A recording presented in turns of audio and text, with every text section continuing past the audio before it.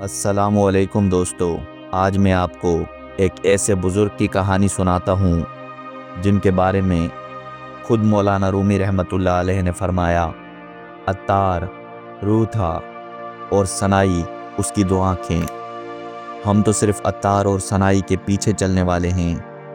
ذرا سوچیں کتنا بڑا مقام ہوگا اس شخص کا جس کی تعریف خود رومی کر رہے ہوں۔ آج کی اس کہانی میں ہم جانیں گے ایک عطار کی دکان سے صوفیہ کے سلطان تک کا سفر، وہ واقعہ جس نے ان کی پوری زندگی ہی بدل کر رکھ دی، اور وہ آخری لمحات جب تاتاریوں کی تلواریں ان کے سر پر تھیں۔ تو چلیں شروع کرتے ہیں اس روحانی سفر کی داستان۔ دوستو، حضرت فرید الدین عطار رحمۃ اللہ علیہ کا اصل نام ابو حامد محمد بن ابراہیم تھا۔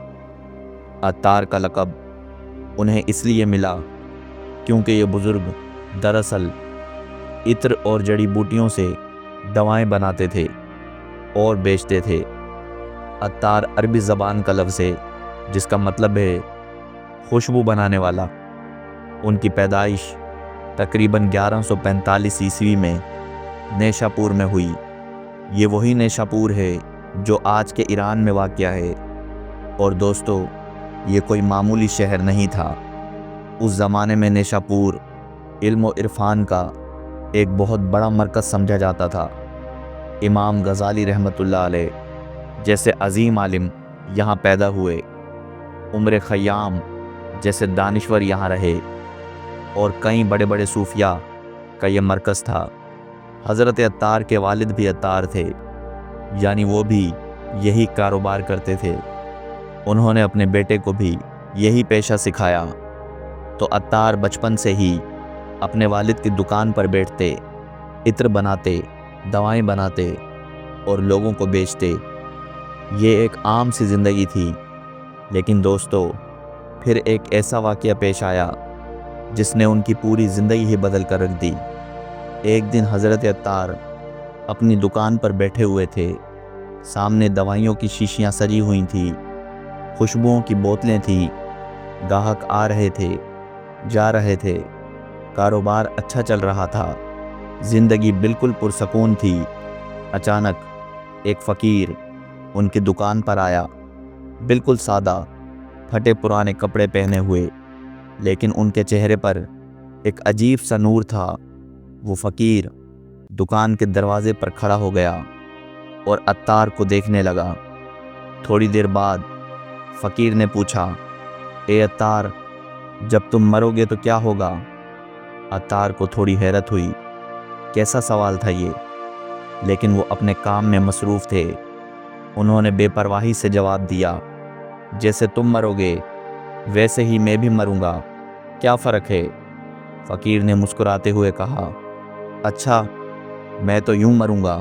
اور دوستو، اب جو ہوا سن کر رونگٹے کھڑے ہو جاتے ہیں۔ فقیر نے اپنا چھوٹا سا کھوکا اٹھایا، اسے اپنے سر کے نیچے تکیے کی طرح رکھا، زمین پر لیٹ گیا، اللہ کہا، وہیں جان دے دی۔ عطار کانپ اٹھے، وہ اپنی جگہ سے اٹھے، فقیر کے پاس گئے۔ واقعی وہ فقیر فوت ہو چکا تھا۔ عطار کے دل و دماغ میں طوفان اٹھ گیا۔ وہ سوچنے لگے، یہ فقیر اتنی آسانی سے مر گیا۔ اس کے پاس کچھ بھی نہیں تھا، نہ دکان، نہ مال، نہ دولت، صرف ایک چھوٹا سا کھوکا۔ پھر بھی کتنا سکون تھا اس کے چہرے پر، کتنی بے فکری تھی۔ اللہ کا نام لیا اور چلا گیا۔ اور میرے پاس یہ دکان ہے، سامان ہے، گھر ہے، مال و دولت ہے، لیکن کیا میں اتنی آسانی سے مر سکتا ہوں؟ کیا میرا دل اتنا ہلکا ہے؟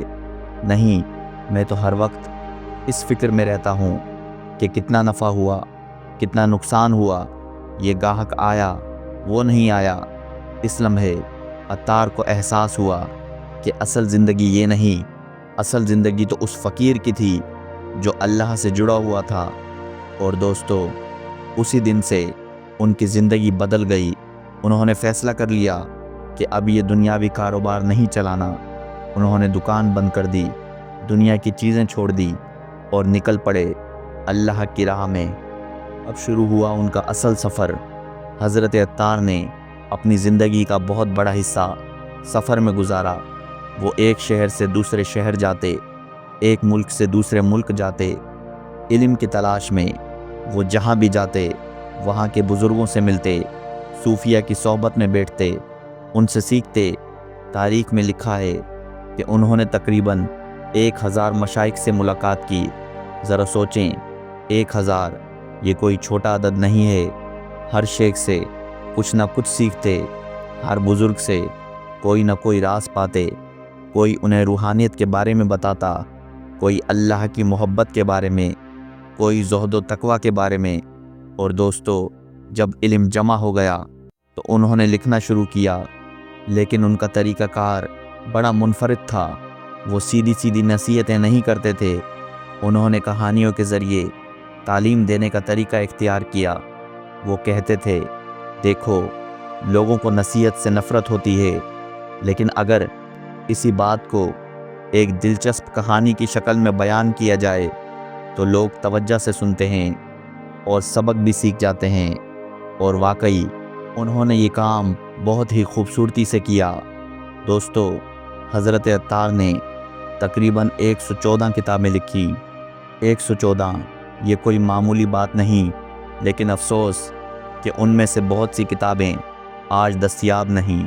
کچھ ضائع ہو گئیں، کچھ جل گئیں تاتاریوں کے حملے میں، لیکن جو کتابیں بچ گئیں وہ آج بھی پوری دنیا میں پڑھی جاتی ہیں۔ ان کی پہلی اور سب سے مشہور کتاب ہے منطق الطیر۔ اسے انگریزی میں کانفرنس آف دا برڈ کہتے ہیں۔ یہ ایک مثنوی ہے، یعنی شاعری کی ایک طویل کتاب۔ ان کی دوسری مشہور کتاب ہے تذکرۃ الاولیاء۔ اس میں انہوں نے پرانے زمانے کے صوفیہ اور بزرگوں کی زندگی کے واقعات لکھے ہیں۔ آج بھی اگر کوئی صوفیہ کی تاریخ پڑھنا چاہے تو یہ کتاب پڑھتا ہے۔ ان کی تیسری اہم کتاب ہے اسرار نامہ، جس میں روحانی اسرار اور راز بیان کیے گئے ہیں، اور الہی نامہ، جس میں اللہ کی صفات اور اس کی معرفت کے بارے میں لکھا ہے۔ حضرت مولانا جلال الدین رومی رحمۃ اللہ علیہ، جن کا نام تو آپ سب نے سنا ہوگا، جن کی مثنوی پوری دنیا میں مشہور ہے، وہ حضرت عطار سے ملے تھے۔ واقعہ کچھ یوں ہے کہ جب رومی رحمۃ اللہ علیہ بہت چھوٹے تھے، تقریباً 5-6 سال کے، تو ان کے والد بہاؤالدین ولد انہیں لے کر نیشا پور آئے۔ ان کے والد خود ایک بہت بڑے عالم تھے۔ جب وہ نیشا پور پہنچے تو حضرت عطار سے ملاقات ہوئی۔ عطار اس وقت کافی عمر رسیدہ ہو چکے تھے اور ان کا بڑا احترام تھا۔ جب عطار نے چھوٹے رومی کو دیکھا تو وہ حیران رہ گئے۔ انہوں نے کہا، یہ بچہ عنقریب آتش خانہ ہائے عشق میں شعلہ افغن ہوگا، یعنی یہ بچہ عنقریب عشق کی آگ میں پوری دنیا کو جھونک دے گا۔ دوستو، کیا خوب پیش گوئی تھی۔ یہ رومی نے واقعی پوری دنیا کو عشق الہی کی آگ سے روشن کر دیا۔ رومی نے خود اپنی تحریر میں لکھا ہے، عطار روح تھا اور سنائی اس کی 2 آنکھیں۔ ہم تو صرف عطار اور سنائی کے پیچھے چلنے والے ہیں۔ ایک اور جگہ انہوں نے کہا، عطار نے میری روح کو پر لگا دیے اور شمس تبریز نے مجھے اڑنا سکھا دیا۔ دوستو، یہ ہے استاد کا مقام کہ صدیوں بعد بھی شاگرد اس کا نام احترام اور محبت سے لے۔ اب آتے ہیں ان کی زندگی کے آخری ایام کی طرف۔ 13ویں صدی عیسوی میں چنگیز خان کی فوجیں آئیں۔ یہ تاتاری فوجیں تھیں جو انتہائی ظالم اور بے رحم تھیں۔ انہوں نے مسلمانوں کے بہت سے شہر تباہ کر دیے، لاکھوں لوگ مارے گئے۔ 1221 عیسوی میں ان تاتاریوں نے نیشا پور پر حملہ کیا۔ دوستو، یہ حملہ اتنا خوفناک تھا کہ پورا شہر تباہ ہو گیا۔ عظیم عمارتیں، مسجدیں، مدرسے سب جل گئے، لاکھوں لوگوں کو قتل کر دیا۔ حضرت عطار اس وقت تقریباً 76 سال کے تھے، ایک بوڑھے کمزور انسان۔ جب تاتاری سپاہی ان تک پہنچا تو ایک شخص جو وہاں موجود تھا انہوں نے کہا، اے سپاہی، اس بوڑھے کو مت مارو، یہ ایک بہت بڑا عالم ہے، بزرگ ہے، میں تمہیں اس کے بدلے میں 1000 چاندی کے سکے دوں گا، اسے چھوڑ دو۔ لیکن دوستو، حضرت عطار نے کہا، جلدی نہ کرو، ابھی انتظار کرو، مجھے اس سے بھی زیادہ ملے گا۔ سپاہی رک گیا اور آگے بڑھ گیا۔ تھوڑی دیر بعد ایک اور شخص آیا۔ اس نے کہا، اے سپاہی، میں تمہیں اس بوڑھے کے بدلے صرف 200 چاندی کے سکے دوں گا۔ یہ سن کر حضرت عطار نے مسکراتے ہوئے کہا، دیکھا، میں نے کہا تھا نا، پہلے 1000 سکے تھے، اب صرف 200 رہ گئے، میری قیمت گر گئی، اب بیکار ہے۔ اے سپاہی، اب مجھے مار ڈالو۔ اور یہ کہہ کر انہوں نے اپنا سر آگے کر دیا۔ حضرت عطار دنیا کو بتانا چاہتے تھے کہ انسان کی قیمت کیا ہے۔ اگر وہ دنیا میں مشہور ہے، مالدار ہے، تو 1000 کا ہے، لیکن جب یہ ختم ہو جائے تو 100 کا بھی نہیں رہتا۔ اصل قیمت تو اس کی ہے جو اللہ کے ہاں ہے۔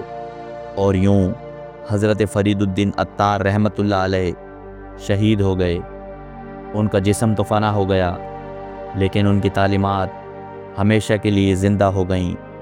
اگر یہ ویڈیو پسند آئی ہو تو لائک کریں، شیئر کریں، سبسکرائب کریں ہمارے چینل کو اگر ابھی تک نہیں کیا، اور کمنٹس میں ضرور بتائیں کہ حضرت عطار رحمۃ اللہ علیہ کی کون سی بات سب سے زیادہ پسند آئی۔